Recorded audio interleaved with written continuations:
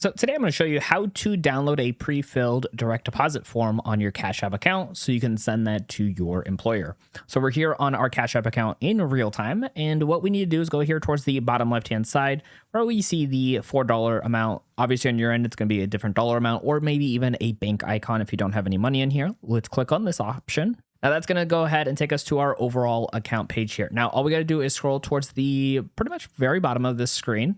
And towards the very bottom of the screen, there is going to be a section that says add money. And the first option here is direct deposit. Now you can click the word or the right hand arrow. And then from here, you're going to see the setup for direct deposit. Now it will give you a routing number and account number. So if that's all you need, you're good to go here. But for a lot of people, you do need a specific form or possibly even a voided check. Now for us here, the way this is going to work is go ahead and click down here at the bottom where it says create a direct deposit form. So go ahead and hit that. And then from right over here, it's going to ask you which company do you work for. So it's going to ask for the company name. For our example here today, we're just going to put in UPS as an example and click on next. Now, next up here, it's going to ask you to confirm your information before we create the form.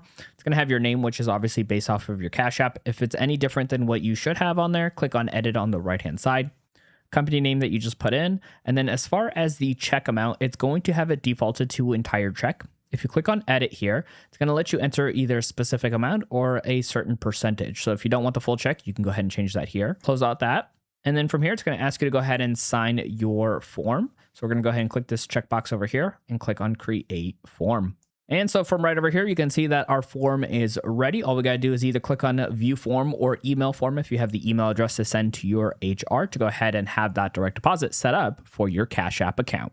Now, there is more to show you when it comes to using your Cash App account, and we got you covered here. Check out our next video on screen to keep on learning.